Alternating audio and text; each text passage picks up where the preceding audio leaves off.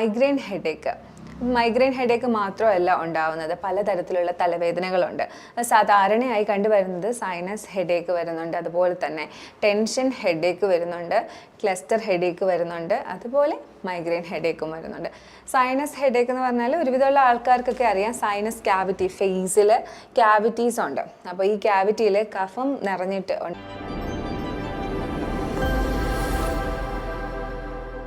ചില പേഷ്യൻസ് തല വെട്ടിപ്പൊളക്കുന്ന വേദനയാണ്, ആഴ്ചയിൽ ഒരിക്കലെങ്കിലും ഇങ്ങനത്തെ വേദന എനിക്ക് വന്നു പോകുന്നുണ്ട്. ഈ വേദന വന്നു കഴിഞ്ഞാൽ പിന്നെ ഒന്നും ചെയ്യാൻ കഴിയില്ല, ഒരു സൈഡ് മൊത്തം വല്ലാത്ത വേദനയാണ്, അത് വന്നു കഴിഞ്ഞാൽ ബാലൻസ് തെറ്റുന്നതായിട്ട് തോന്നുന്നു, ആൻഷ്യസ് ആവുന്നു, വീട്ടിലെ കാര്യങ്ങളൊന്നും പിന്നെ ശ്രദ്ധിക്കാൻ കഴിയില്ല, കണ്ണിലൊക്കെ ഇരുട്ട് കയറുന്ന പോലുള്ള ഫീലാണ്, ഒരു സൈഡ് വേദന ഉണ്ടാവും, ഒരു സൈഡിന് ഒരു കുഴപ്പവും ഉണ്ടാവില്ല എന്നൊക്കെ കംപ്ലൈൻറ്റ് പറഞ്ഞ് വരാറുണ്ട്. അപ്പോൾ ഇത്തരം ഹെഡേക്ക് വരുന്നത് മൈഗ്രെയിൻ ഹെഡേക്കാണ്, വൺ സൈഡഡ് ഹെഡേക്ക് ആയിട്ട് വരുന്നത്.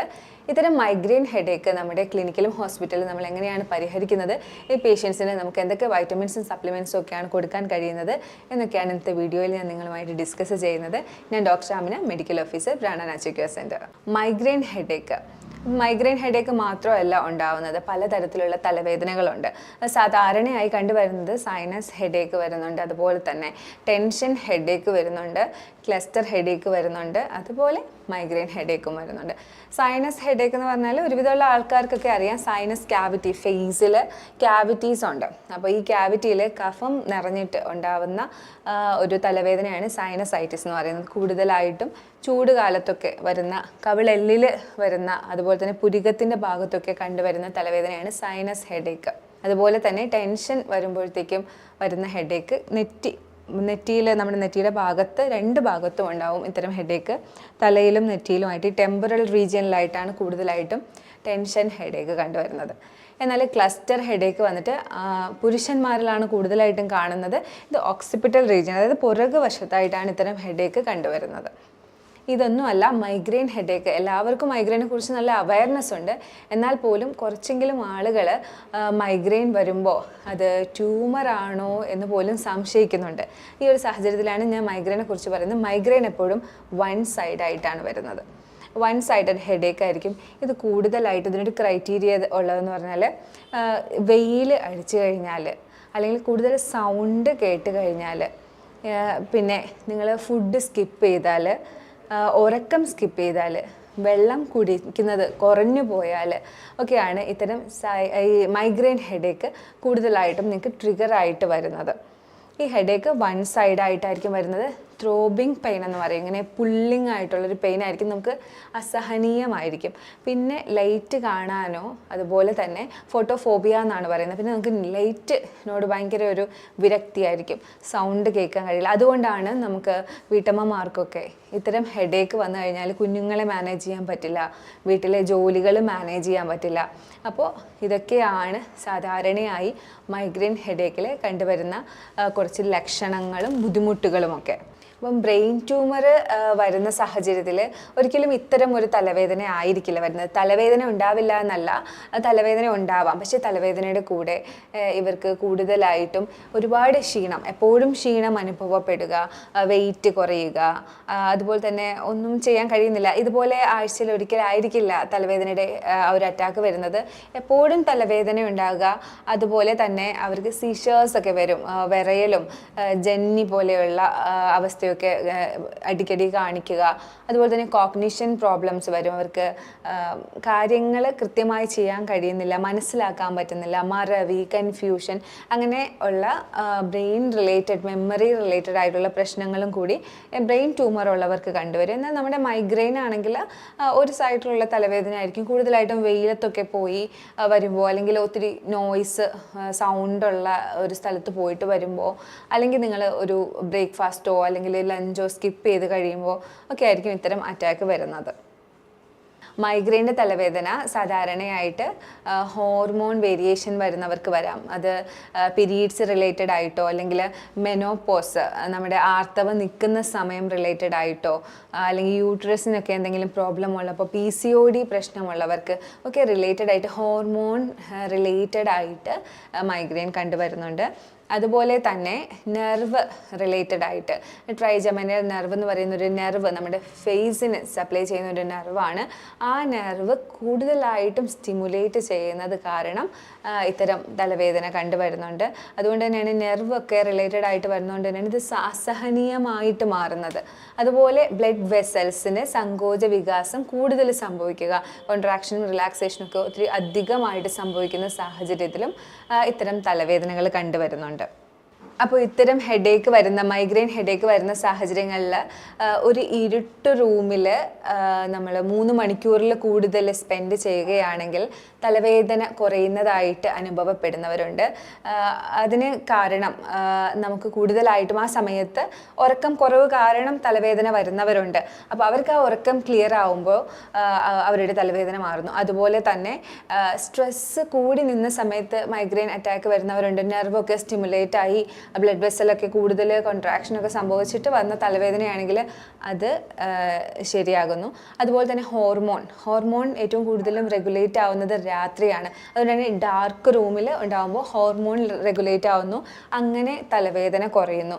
പിന്നെ ആ ഒരു റൂട്ടീൻ നമുക്കൊന്ന് റെഗുലർ ആക്കാൻ അങ്ങനെ ആ ഒരു രീതിയിലേക്ക് വരുന്നത് കൊണ്ടും ഇരുട്ട് റൂമിൽ നമ്മൾ ഉറങ്ങിക്കഴിയുമ്പോൾ മൈഗ്രെയിൻ തലവേദന കുറയുന്നതായിട്ട് കാണപ്പെടുന്നുണ്ട്. അപ്പോൾ ഇതൊക്കെയാണ് അതിൻ്റെ റീസൺ. അപ്പോൾ ഇതറിയാത്ത ആളുകളുണ്ടെങ്കിൽ ഇതൊന്ന് പരീക്ഷിച്ച് നോക്കുക. മൈഗ്രെയിൻ തലവേദന വരുന്ന സമയങ്ങളിൽ നിങ്ങൾക്ക് കഴിയുമെങ്കിൽ ഇരുട്ട് റൂം ക്രിയേറ്റ് ചെയ്ത് അവിടെ ഒരു 3 മണിക്കൂറിൽ കൂടുതൽ കംഫർട്ടബിൾ ആയിട്ടുള്ള ഒരു ടെമ്പറേച്ചറിൽ ഉറങ്ങുകയാണെങ്കിൽ നല്ലൊരു റിലീഫ് തന്നെ കിട്ടും.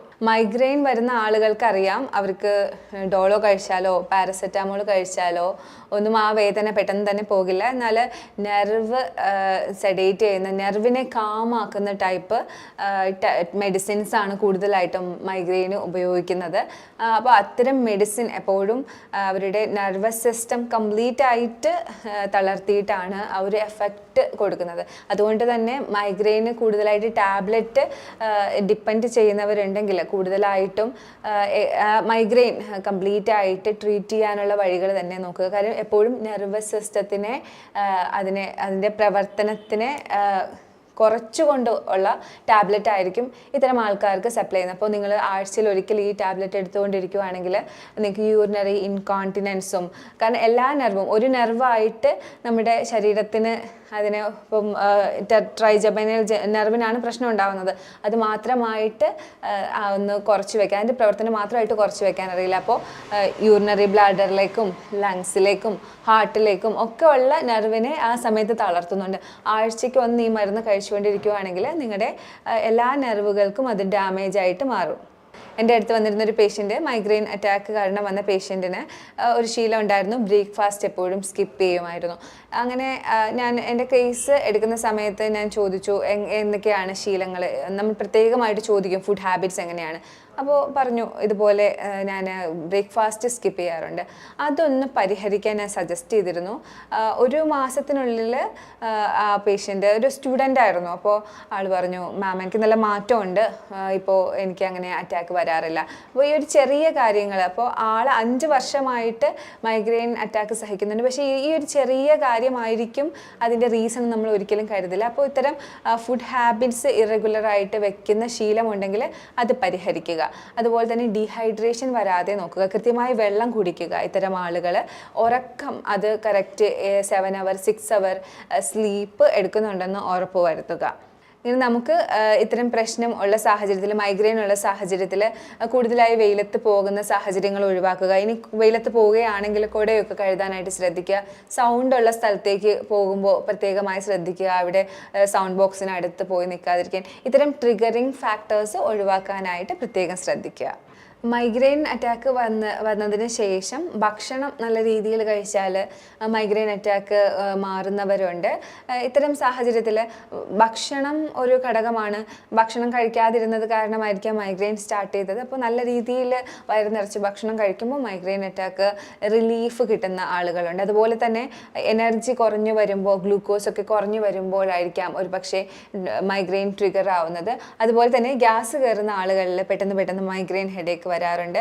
ഞാൻ എപ്പോഴും പറയുന്ന പോലെ ഗട്ട് ബ്രെയിൻ ആക്സസ്, നമ്മുടെ വയറ്റിൽ ഉണ്ടാകുന്ന പ്രശ്നം എപ്പോഴും ബ്രെയിനിനെ എഫക്റ്റ് ചെയ്യുന്നുണ്ട്. അപ്പോൾ നെർവസ് സിസ്റ്റം റിലേറ്റഡ് ആയിട്ടുള്ള ഈ തലവേദന വയറ് ഡിസ്റ്റർബ് ആവുന്ന സാഹചര്യത്തിൽ ഉറപ്പായിട്ടും മൈൻഡ് അപ്സെറ്റ് ആവുന്നു, സ്ട്രെസ്സ് കൂടുന്നു, ഹെഡേക്ക് ഉണ്ടാവുന്നു. അതുകൊണ്ട് വയറിൻ്റെ ഹെൽത്തും മൈഗ്രെയിൻ വരുന്നവർ പ്രത്യേകമായിട്ട് ശ്രദ്ധിക്കണം. മൈഗ്രെയിൻ ഹെഡേക്ക് ഉള്ളവർക്ക് സാധാരണയായി കണ്ടുവരുന്നതാണ് വോമിറ്റിങ്ങും നോസിയയും ഒക്കെ. എന്നാൽ വോമിറ്റിങ് കഴിയുമ്പോൾ നമുക്കൊരു നല്ല റിലീഫ് ഫീൽ ചെയ്യാറുണ്ട്. അത് മറ്റൊന്നും കൊണ്ടല്ല, നമ്മളെപ്പോഴും വോമിറ്റ് ചെയ്യുമ്പോൾ ആസിഡിൻ്റെ പ്രശ്നങ്ങൾ കൊണ്ടുണ്ടായ തലവേദനയാണെങ്കിൽ ആസിഡൊക്കെ ക്ലിയർ ആവുന്നു. അത് മാത്രമല്ല, വോമിറ്റ് ചെയ്യുന്ന സാഹചര്യത്തിൽ എൻഡോർഫിൻ റിലീസ് ചെയ്യും, ഹാപ്പി ഹോർമോൺ ആയിട്ടുള്ള എൻഡോർഫിൻ. അങ്ങനെ ഉള്ള സാഹചര്യത്തിൽ നമുക്ക് തലവേദന മാറിക്കിട്ടും. ഇത്തരം മൈഗ്രെയിൻ ഹെഡേക്ക് പൂർണ്ണമായി മാറ്റാൻ കഴിയുമോ എന്ന ചോദ്യത്തിന് ഉറപ്പായിട്ടും മൈഗ്രെയിൻ ഹെഡേക്ക് പൂർണ്ണമായി നമുക്ക് അവോയ്ഡ് ചെയ്യാം. ഒരു ലൈഫ് സ്റ്റൈൽ ചേഞ്ച് തന്നെ ഇതിന് കൊണ്ടുവരേണ്ടതുണ്ട്. കാരണം ഇതിന് ട്രിഗറിങ് ഫാക്ടർ എപ്പോഴും ലൈഫ് സ്റ്റൈൽ റിലേറ്റഡ് ആണ്. അപ്പോൾ ഇത്തരം ആളുകൾ അവരുടെ റൂട്ടീൻസ് ഒരിക്കലും മുടക്കാതിരിക്കുക, കൃത്യമായി ഭക്ഷണം കഴിക്കുക, കൃത്യമായി വെള്ളം കുടിക്കുക, കൃത്യമായിട്ടുള്ള ഉറക്കം, അതുപോലെ തന്നെ സ്ട്രെസ് ഫ്രീ ആയിട്ടുള്ള, അപ്പോൾ അതിനുവേണ്ടി മെഡിറ്റേഷൻ, യോഗ ഒക്കെ ചെയ്യുക, നല്ല ഭക്ഷണങ്ങൾ കഴിക്കുക. ഇത്തരം നല്ല ലൈഫ് സ്റ്റൈലാണ് ഒരു മൈഗ്രെയിൻ പേഷ്യൻറ്റിന് ആദ്യമായിട്ട് തന്നെ വേണ്ടത്. മൈഗ്രെയിൻ അറ്റാക്ക് ഉണ്ടാകുന്ന ആളുകൾക്ക് ഞാൻ എപ്പോഴും പറഞ്ഞു കൊടുക്കുന്ന ഒരു റെമഡിയാണ് എംപ്റ്റി സ്റ്റൊമക്കിൽ രാവിലെ എണീക്കുമ്പോൾ തന്നെ വെറും വയറ്റിൽ ആപ്പിൾ, അത് ഗ്രീൻ ആപ്പിൾ അല്ലെങ്കിൽ നോർമൽ ആപ്പിൾ കഴിക്കുക. അപ്പോൾ ഇതിലുള്ള ഒരു സെൻറ്റ് വന്നിട്ട് നമുക്ക് മസിൽ കോൺട്രാക്ഷൻ കുറച്ച് മസിൽ റിലാക്സേഷൻ തരും. അങ്ങനെ നമുക്ക് ഹെഡേക്ക് കുറഞ്ഞു കിട്ടും, അതിൻ്റെ അറ്റാക്ക് വരുന്നത് കുറഞ്ഞു കിട്ടും. അതുപോലെ തന്നെ മഗ്നീഷ്യം കൂടുതലായിട്ട് അടങ്ങിയിട്ടുള്ള green leafy vegetables, nuts, seeds, avocados ഒക്കെ ഉപയോഗിക്കുന്നത് തലവേദന കുറയാൻ ഹെൽപ്പ് ചെയ്യും. റീസെൻ്റ് ആയിട്ടുള്ള സ്റ്റഡീസിൽ മൈഗ്രെയിൻ പേഷ്യൻസിൽ മഗ്നീഷ്യം കുറഞ്ഞു വരുന്നതായിട്ട് കണ്ടുപിടിച്ചിട്ടുണ്ട്. അപ്പോൾ അതുകൊണ്ട് തന്നെ മഗ്നീഷ്യം അടങ്ങിയിട്ടുള്ള ഭക്ഷണം കഴിക്കുന്നത് മൈഗ്രെയിൻ ഹെഡേക്ക് കുറച്ച് കൊണ്ടുവരും. എപ്പോഴും പറയുന്നത് പോലെ omega-3 ഫാറ്റി ആസിഡ് നമ്മുടെ ബ്രെയിൻ സെല്ലിനെ ഡെവലപ്പ് ചെയ്യാൻ ഹെൽപ്പ് ചെയ്യുന്ന പോലെ നെർവ് സെൽസിനെ ഡെവലപ്പ് ചെയ്യാൻ ഹെൽപ്പ് ചെയ്യുന്നത് കൊണ്ട് തന്നെ ഫിഷും അതുപോലെ അവക്കാഡോസും ഒലീവ് ഓയിൽസും ഒക്കെ മൈഗ്രെയിൻ പേഷ്യൻസിന് ഹെൽപ്പ് ചെയ്യും. Vitamin D, A, folic acid ഇവയൊക്കെ കുറവുണ്ടോ എന്ന് മൈഗ്രെയിൻ അറ്റാക്ക് എപ്പോഴും വരുന്ന ആളുകൾ പ്രത്യേകം ശ്രദ്ധിക്കണം. അതുപോലെ മഗ്നീഷ്യം കുറവുണ്ടോ, ഇതൊക്കെ പ്രത്യേകം ശ്രദ്ധിക്കണം. ഇതില്ലെങ്കിൽ ഇതടങ്ങിയ ഭക്ഷണം കഴിക്കുക. അതിന് സാഹചര്യമില്ലെങ്കിൽ, അത് അത്രയും ഏറെ കുറവാണെങ്കിൽ നിങ്ങളതിൻ്റെ സപ്ലിമെൻറ്റ് എടുക്കുന്നതും വളരെ നല്ലതായിരിക്കും. എപ്പോഴും ഇങ്ങനത്തെ കാര്യങ്ങൾ ചെയ്യുമ്പോൾ ഒരു വിദഗ്ധമായിട്ടുള്ള ഡോക്ടറിൻ്റെ സഹായത്തോടു കൂടി തന്നെ സപ്ലിമെൻ്റ് ആയാലും അതിൻ്റെ വൈറ്റമിൻസ് ആയാലും മിനറൽസ് ആയാലും എടുക്കാനായിട്ട് പ്രത്യേകം ശ്രദ്ധിക്കുക. എപ്പോഴും ഇത്തരം വൈറ്റമിൻസും മിനറൽസും ഒക്കെ എടുക്കുമ്പോൾ പ്രത്യേകം ഡോക്ടറിൻ്റെ സജഷൻ എടുത്തിട്ട് തന്നെ എടുക്കാനായിട്ട് ശ്രദ്ധിക്കുക. ചിലപ്പോൾ ഇതിൻ്റെയൊക്കെ കൂടുതൽ വന്നു കഴിഞ്ഞാലും നിങ്ങൾക്ക് ടോക്സിക്കേഷൻ ഉണ്ടാകാനുള്ള സാധ്യതകളുണ്ട്. മൈഗ്രെയിൻ്റെ കാര്യത്തിൽ നമ്മൾ പ്രത്യേകം ശ്രദ്ധിക്കേണ്ട ഒന്നാണ് ഈസ്ട്രോജൻ കുറയുന്നത് കാരണമാണ് മൈഗ്രെയിൻ നമ്മുടെ ആർത്തവ സമയത്തും പീരീഡ്സ് റിലേറ്റഡ് ആയിട്ടും PCOD ഉള്ളവരിലൊക്കെ കണ്ടുവരുന്നത്. അപ്പോൾ ഈസ്ട്രോജൻ കൂട്ടാൻ തരത്തിലുള്ള എക്സസൈസും അതുപോലെ തന്നെ ഭക്ഷണക്രമങ്ങളും ഉൾപ്പെടുത്താനായിട്ട് പ്രത്യേകം ശ്രദ്ധിക്കുക. ഇത്തരം മൈഗ്രെയിൻ ഹെഡേക്ക് വരുന്ന അവസരങ്ങളിൽ നമുക്ക് വീട്ടിൽ എപ്പോഴും ഒരു കൂൾ തെറാപ്പി ചെയ്യുന്നതാണ് കൂടുതലായിട്ട് ഉപയോഗം വരുന്നത്. കോൾഡ് ആപ്ലിക്കേഷൻ ഹെഡ്, നെക്ക് ഏരിയകളിൽ കൊടുക്കുന്നത്, എക്സ്ട്രിമിറ്റീസ് അതായത് കൈകാലുകളിൽ കൊടുക്കുന്നത് മൈഗ്രെയിൻ ഹെഡേക്കിനെ റിലീഫ് കൊടുക്കും. അതുപോലെ തന്നെ ഹോട്ട് ഫുഡ് ഇമോഷൻ, കാലിൻ്റെ കണങ്കാല് വരെ ചൂടുവെള്ളത്തിൽ മുക്കി ഒരു 20 മിനിറ്റ് ഇരിക്കുന്നത് നിങ്ങൾക്ക് മൈഗ്രെയിൻ ഹെഡേക്കിന് റിലീഫ് തരും. തുമ്പ അരച്ച് തലയിൽ പുരട്ടുന്നത് മൈഗ്രെയിൻ ഹെഡേക്കിന് റിലീഫ് തരും. അതുപോലെ തന്നെ മല്ലി അരച്ച് തലയിൽ പുരട്ടുന്നത് നല്ലതാണ്. നിങ്ങൾക്ക് ചെയ്യാനുള്ള വേറൊരു കാര്യം, ലാവൻഡർ ഓയിൽ ഒരു ഡ്രോപ്പ് കരിയർ ഓയിൽ, ഏതെങ്കിലും കാസ്റ്റർ ഓയിലോ അല്ലെങ്കിൽ കോക്കനട്ട് ഓയിലോ ആയിട്ടുള്ള കരിയർ ഓയിലിൽ മിക്സ് ചെയ്ത് ഈ ടെമ്പിൾ ഏരിയ, അതായത് പിരികത്തിനും ചെവിക്കും ഇടയിലുള്ള ഈ ഏരിയയിൽ പുരട്ടുന്നത് നിങ്ങൾക്ക് മൈഗ്രെയിൻ ഹെഡേക്ക് ആ ഒരു സമയത്തുള്ള റിലീഫിന് ഹെൽപ്പ് ചെയ്യും. എപ്പോഴും ഞാൻ പറയാറുള്ളത് പോലെ ഡാർക്ക് റൂമിൽ ഒരു 3 hours കൂടുതൽ ഡിസ്റ്റർബൻസ് ഒന്നും ഇല്ലാതെ ഉറങ്ങുന്നത് മൈഗ്രെയിൻ ഹെഡേക്കിന് റിലീഫ് തരുന്നുണ്ട്. മഗ്നീഷ്യം കണ്ടന്റ് അടങ്ങിയ ഭക്ഷണം കൂടുതലായിട്ടും ആ സമയത്ത് ഉൾപ്പെടുത്താൻ പറ്റിയാലും മൈഗ്രെയിൻ ഹെഡേക്ക് കുറഞ്ഞു കിട്ടും. മൈഗ്രെയിൻ അറ്റാക്ക് ഉള്ളവർ ഉള്ളിലേക്ക് എടുക്കേണ്ട കുറച്ച് കാര്യങ്ങളെക്കുറിച്ച് പറയാം. ഇത് എപ്പോഴും നിങ്ങൾ ഒരു ഡോക്ടറിൻ്റെ സജഷനോട് കൂടി മാത്രം ചെയ്യുക. അശ്വഗന്ധ നെർവ് റിലാക്സിങ് ആയിട്ടുള്ളതാണ്. അശ്വഗന്ധ ബൈ മൗത്ത് എടുക്കുന്നത് വളരെ നല്ലതാണ്. അതുപോലെ തന്നെ ശതാവരി ഹണിയോ പാലോ ചേർത്ത് എടുക്കുന്നത് വളരെ നല്ലതാണ്. അതുപോലെ നിങ്ങൾക്ക് എടുക്കാൻ പറ്റുന്നതാണ് കൊറിയാണ്ടർ, അതായത് മല്ലിയുടെ വെള്ളം എടുക്കുന്നത് ഈ ഹെഡേക്ക് ഉള്ള സമയത്ത് നിങ്ങൾക്കൊരു റിലീഫ് തരുന്നുണ്ട്. അതുപോലെ ജിഞ്ചർ റൂട്ടിൻ്റെ പൗഡർ, നമ്മുടെ ചുക്ക് പൊടി ഒരു ടേബിൾ സ്പൂൺ 250 ml വെള്ളത്തിൽ തിളപ്പിച്ച് ഈ മൈഗ്രെയിൻ ഹെഡേക്ക് ഉണ്ടാവുന്ന സമയത്ത് 3 നേരം എടുക്കുന്നത് വളരെ നല്ലതാണ്. മൈഗ്രെയിൻ ഹെഡേക്ക് വരുന്ന അവസരത്തിൽ അക്യുപ്രഷറായിട്ട് നിങ്ങൾക്ക് ഈ ഒരു പോയിന്റ്, ഹേഗു എന്നാണ് ഈ പോയിന്റിൻ്റെ പേര്, ഈ ഒരു പോയിന്റിൽ പ്രസ് ചെയ്യുന്നത് വളരെ നല്ലതാണ്. ഈ ഒരു സാഹചര്യത്തിൽ 2 കൈയിലും മാറി മാറി പ്രസ് ചെയ്യുക. അതുപോലെ തന്നെ കൈമുട്ടിൻ്റെ നിങ്ങളുടെ 4 വിരൽ താഴെ വരുന്ന ഒരു പോയിന്റ് ഉണ്ട്. ഇവിടെ നിങ്ങൾ പ്രസ് ചെയ്യുന്നതും നിങ്ങളുടെ തലവേദനയ്ക്ക് റിലീഫ് കിട്ടും. അതുപോലെ കാലിലെ 2ാമത്തെയും 3ാമത്തെയും വിരലിനിടയിൽ വരുന്ന വെബ് ഏരിയ, കാലിലാണ് കേട്ടോ, ആ വെബ് ഏരിയയിൽ പ്രസ് ചെയ്യുന്നതും മൈഗ്രെയിൻ തലവേദന റിലീഫ് കിട്ടാനായിട്ട് നിങ്ങളെ സഹായിക്കും. ഇത്തരം തലവേദനകൾ കണ്ടിന്യൂസ് ആയി വരുന്നവർക്ക് അടുത്തുള്ള ക്ലിനിക്കിൽ പോയിട്ടോ നിങ്ങൾക്ക് അക്യുപങ്ക്ചർ തെറാപ്പി എടുക്കുന്നത് ഒരുപാട് സഹായകമായിരിക്കും. ഒരു സിറ്റോ അല്ലെങ്കിൽ 2 സിറ്റോ ഒക്കെ എടുത്ത് കഴിയുമ്പോൾ തലവേദന പൂർണ്ണമായിട്ടും മാറും. അതുപോലെ തള്ളവിരലിൻ്റെ ഭാഗത്ത് ഉൾവശത്ത് കുരുമുളകിൻ്റെ സീഡ് വെച്ച് ബാൻഡ് ചെയ്യുന്നത് നിങ്ങൾക്ക് തലവേദന കുറയാനായിട്ട് ഹെൽപ്പ് ചെയ്യും. ഇത് റിഫ്ലെക്സോളജിയിൽ വരുന്നതാണ്, സുജോഗ് തെറാപ്പിയിലൊക്കെ വരുന്നതാണ്. ഈ ഭാഗത്താണ് തലയിലേക്കുള്ള കാപ്പിലറി സപ്ലൈസ് എല്ലാം കൂടുതലായിട്ടും ഇവിടെയാണ് വന്നിരിക്കുന്നത് റിഫ്ലെക്സോളജി പ്രകാരം. അപ്പോൾ ഇവിടെ നിങ്ങൾ കുരുമുളകിൻ്റെ സീഡ്സ് വെച്ച് ഒരു ബാൻഡ് കൊണ്ട് നല്ല മുറുക്കെ വെച്ച് കഴിഞ്ഞാൽ 1 നൈറ്റ് വെച്ച് കഴിഞ്ഞാൽ നിങ്ങളുടെ തലവേദനയ്ക്ക് റിലീഫ് കിട്ടും.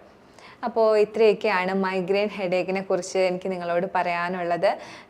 ഇതിൽ ഏതെങ്കിലുമൊക്കെ നിങ്ങൾക്ക് കഴിയുന്ന കാര്യങ്ങൾ കൺസിസ്റ്റൻസിയോട് കൂടി ചെയ്യുകയാണെങ്കിൽ ഉറപ്പായിട്ടും നിങ്ങൾക്ക് മൈഗ്രെയിൻ ഹെഡേക്കിന് നല്ലൊരു റിലീഫ് തന്നെ കിട്ടും. മൈഗ്രെയിൻ ഹെഡേക്ക് പിന്നെ നിങ്ങൾക്ക് വരാത്ത രീതിയിൽ നിങ്ങൾക്ക് മാറ്റാൻ കഴിയും. ഞാൻ പറഞ്ഞ കാര്യങ്ങളിൽ നിങ്ങൾക്ക് എന്തെങ്കിലുമൊക്കെ ഡൗട്ട് ഉണ്ടെങ്കിൽ കാണുന്ന നമ്പറിൽ കോൺടാക്റ്റ് ചെയ്യുക. ഇനിയൊരു വീഡിയോയിൽ കാണുന്നവരേക്കും ബൈ.